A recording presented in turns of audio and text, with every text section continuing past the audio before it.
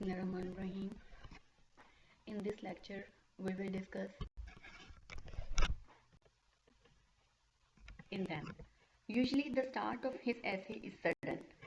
It means he starts his essay on slot, discussing the matter of interest. For example, in his essay of truth, he starts, "What is truth?" said Justin Pilate, and would not stay for an answer. Here he quotes an example from history. Francis Bacon is known for being a major advocate of the plain style in writing. He was a consistent opponent of the ornate, rhetorical style favored by many Renaissance humanists. Further, he argued that clear thinking about science and philosophy required transparent and clear language, and saw many of the errors of Romanism and Aristotelianism as being due to their having used language in imprecise ways. The most notable feature of Bacon's essay is his aphoristic style. What is aphoristic? Aphorisms are straightforward statements that state a truth. Bacon in his essays writes in an aphoristic style, making general statements. For example, in his essay of studies, Bacon states that studies have three purposes: to delight, for ornament, and for ability. Again, he says that there are different kinds of books. Some are to be pursued lightly, others to be digested, and so on. But in the meanwhile, Bacon merely states these facts almost as if they are established truths. He does not provide his personal opinion or give any examples as to which books are to be read lightly or which are to be digested. This aphoristic style in Bacon's writing leaves the reader to his own interpretations. Bacon's essays also display a few other features. His essays are usually short, terse, and brief, sometimes shorter than what the conventional of essay suggests. It is maybe due to the above stated features of his writing that Bacon is known as the father of English essays. Bacon in his essay of truth has presented the objective truth in various manifestations. Similarly, Bacon shares with us the subjective truth operative in social life. Of Truth is Bacon's masterpiece that shows his keen observation of human beings with special regard to truth.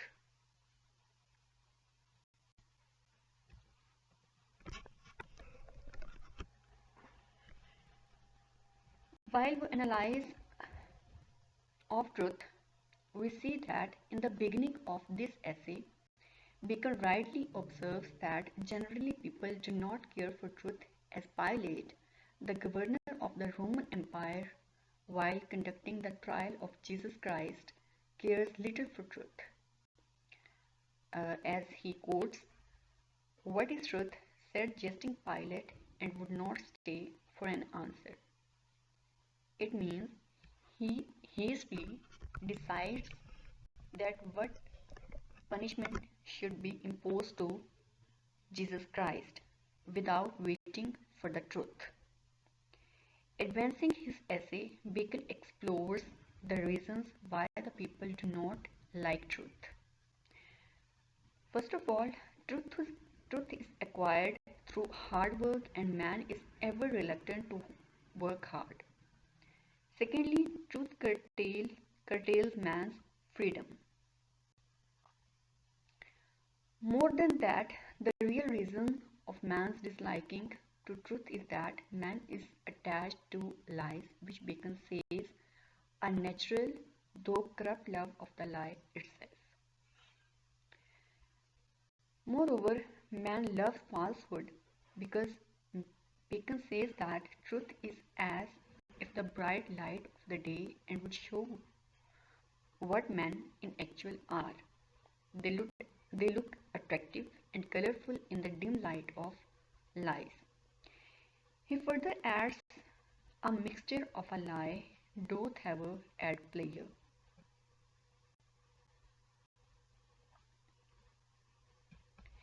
It is a fact that man prefers to cherish illusions, which make his life more interesting.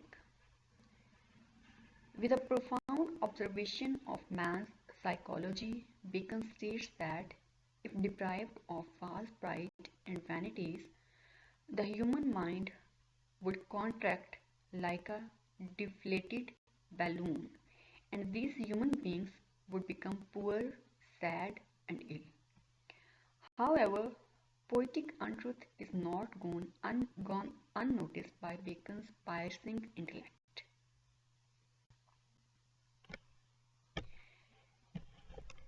He says, though poetic untruth is a wine of the devil in priest's eyes, yet it is not as harmful as the other lies are. Bacon, being a literary artist, illustrates this concept with an apt imagery that the poetic untruth is but the shadow of a lie. The inquiry of truth, knowledge of truth, and belief of truth are compared with the enjoyment of love. Such a comparison lends the literary charm to this essay. Bacon further says in that the last act of creation was to create rational faculty which helps in finding truth is the finished product of God's blessing, as he says. The last was the light of reason, is the illumination of his spirit. Bacon's moral idealism is obvious when he, advancing his argument in favor of truth, asserts that the earth can be made paradise only with the help of truth. Man should ever stick to truth in every matter, do the act of charity and have faith in every matter. Do the act of charity and have faith in God. Bacon's strong belief in truth and divinity is stated thus: certainly it is heaven upon earth to have a man's mind move in charity, rest in providence, and turn upon the poles of truth. From the objective truth Bacon passes judgment to the subjective truth, which he calls the truth of civil business. It is the compelling quality of truth, Bacon observes, that the persons who do not practice truth acknowledge it. Bacon's idealistic moral attitude is obvious in these lines when he says that clear and round dealing is the honor of man's nature, and that mixture of falsehood is like alloy in coin of gold and silver, which may make the metalwork better, but it embellisheth it.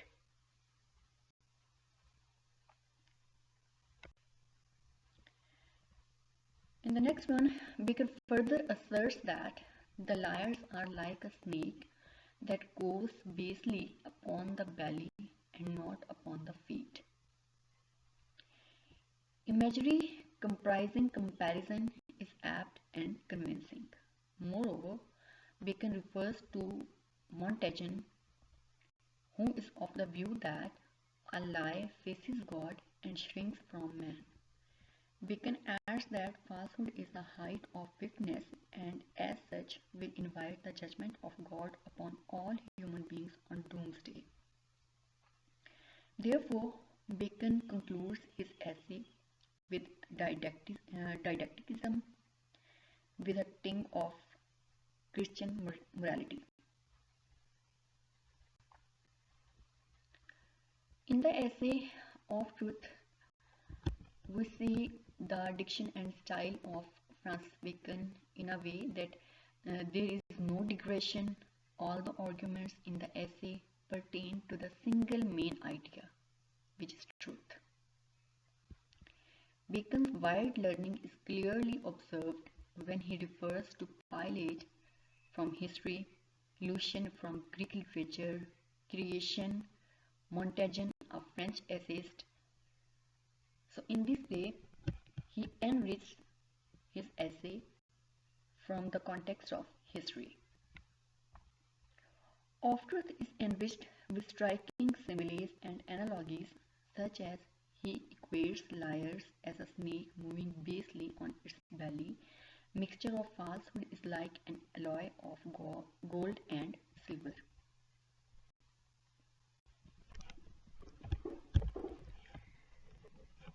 Similarly, truth is open daylight, whereas lie is candlelight, fake dim light.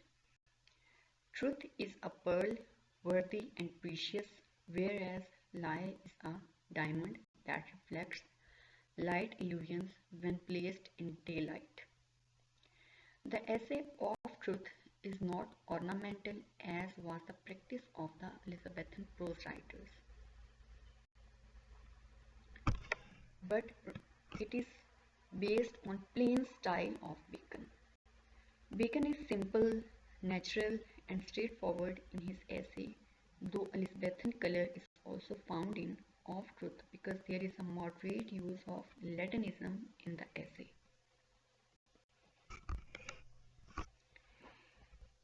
Economy of words is found in the essay not alone, but syntactic brevity is also obvious in this essay. We find conversational ease in this essay, which is the outstanding feature of Bacon's style. There is a peculiar feature of Bacon aphorism. Moreover, we find many short, crispy, memorable, and witty sayings in this essay. Therefore, Bacon's essay of truth is rich in matter and manner. This is really a counsel, civil, and moral on different grounds. Now we came to the concluding remarks. As all of you know that the world knows Sir Francis Bacon for his worldly wisdom. He had made an analysis of the world and in truth he guided his readers how to get success even in critical situations. Alexander Pope called Bacon meanest kind of person because of his worldly philosophy. Bacon always focuses on worldly benefits and rarely talks about the fruits of eternal life. In Of Truth, he speaks in favor of the truth. He also differentiates it from lie and forces us to speak the truth in every situation. He supports his arguments through solid quotations. Bacon also answers some of the old skeptical people who were against the truth. He does not exaggerate truth, but put reality in front of his readers. He tells to his readers that a person can only become honest if he speaks the truth. A lie may delight a person, but it does not honor him. Here I would like to present the summary of Truth in a nutshell. Sir Francis Bacon starts his essay while referring the ancient Roman governor Pilate, who made the situation critical without doing an analysis of truth. Pilate asking for truth but did not wait for it. If he would have known the truth, he may have not passed the judgment to crucify the Christ, the Jesus Christ. He then talks about skeptical minds who are not easily convincible. He doubts that Pilate was also skeptical. Means he was not convinced to truth. Definitely there are people who do not have strong beliefs. In the meanwhile, numerous people are there in the world who change their minds frequently. They consider that fixed beliefs are a sign of mental slavery. Whenever they think or take decisions, they use their free will. They stubbornly ignore every belief. In Greece, there was a school of philosophers having skeptics. They may have died now, but skeptical people are there even today in this world.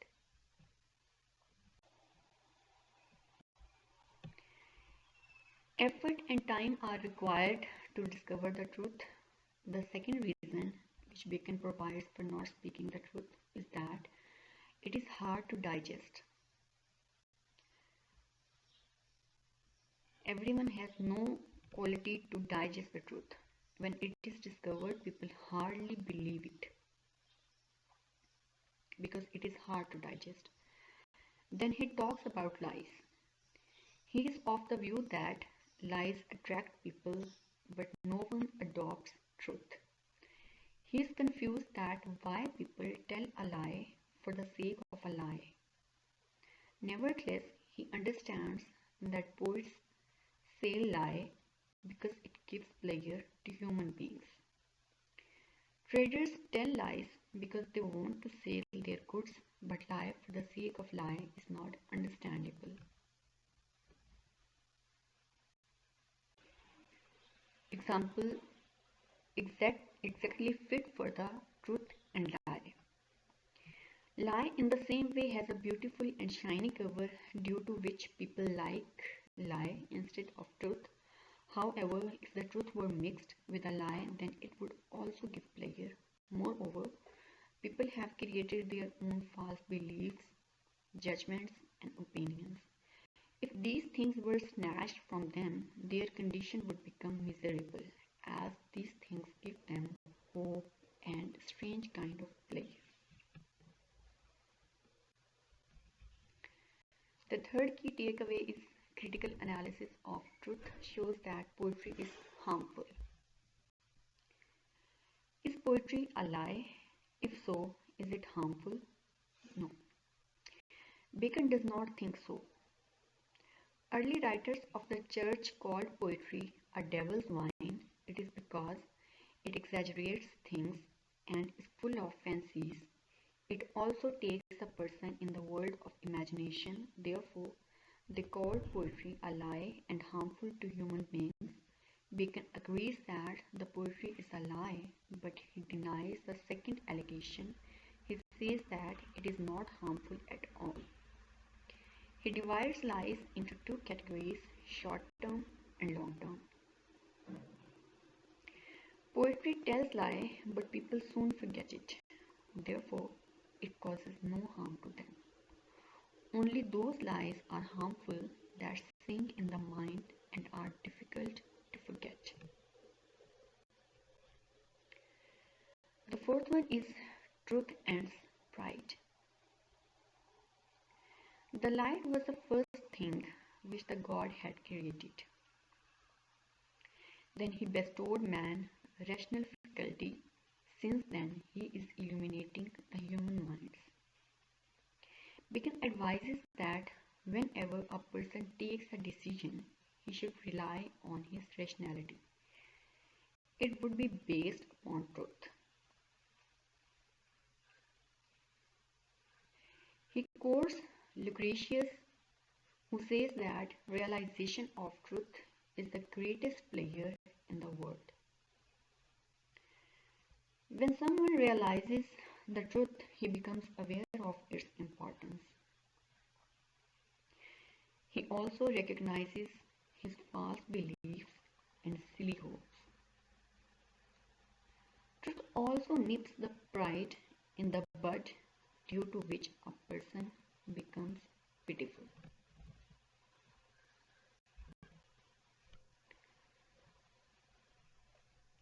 The last one is importance of truth. Here Francis Bacon tells us that how the truth is important. If we go deeply in the critical analysis of truth, certainly we will realize that Bacon truth has its own significance. Falsehood brings disgrace and truth brings honor. Even those persons who do not speak truth knows its worth. Furthermore, the truth is required not only in the field of theology, means from the fields of religion and philosophy, but also in every field of life. Bacon refers Montaigne, who says that a liar is always brave towards God, but coward towards humans, and which is a universal reality.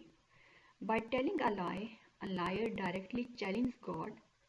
He knows that he has to face God on doomsday, yet he promotes falsehood. Thus, he is brave enough to get punishment in eternal life.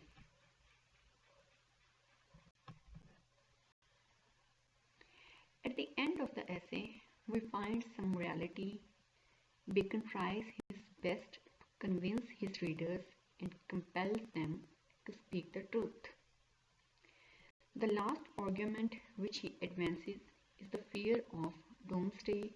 A liar would be punished on the day of judgment, says Sir Francis Bacon.